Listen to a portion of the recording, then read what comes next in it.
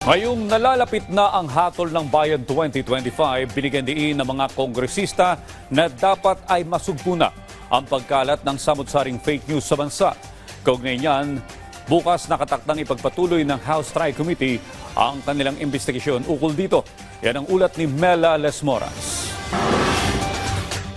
Kasado na ang susunod na pagdinig ng House Tri-Committee ngayong Martes ukol sa pagsugpo ng fake news at disinformation sa bansa. Ayon kay One Rider Party List Representative Rog Gutierrez, dapat ay masusing maimbestigahan dito ang natuklasang disinformation campaign online ng ilang grupong may koneksyon umano sa China.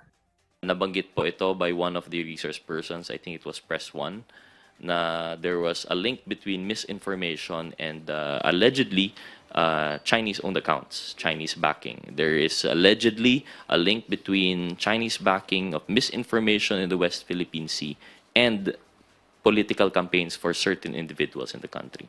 So I think doon pa lang very important.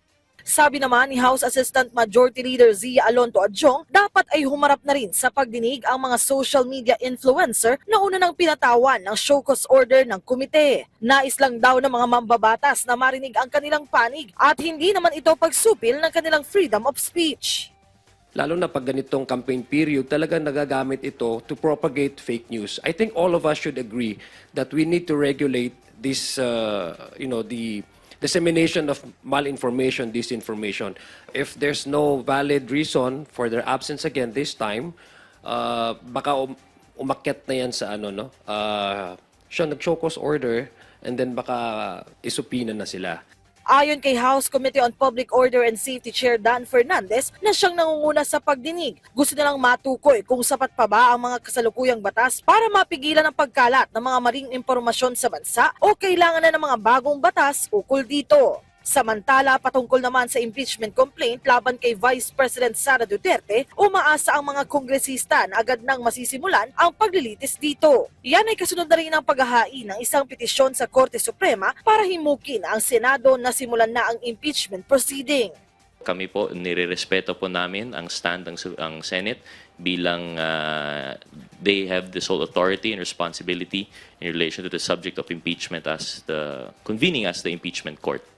Ngunit as a personal opinion, ako po naniniwala po dun sa panig ng ibang mga luminaries na yung forthwith provision ng Constitution would mean agad. And I think that's what the Mandamos petition is talking about.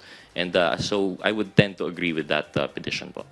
Sa ngayon, tuloy-tuloy lang ang paghahanda ng House Prosecution Panel kahit kailan pa itakda ng Senado ang pag-usad ng impeachment, lalo pat bahagi raw ito ng kanilang constitutional duty. Bagamat naka-session break ngayon ang Kamara, tiniyak ng mga mambabatas na tuloy-tuloy pa rin ang kanilang mga magiging pagdinig at iba pang aktibidad.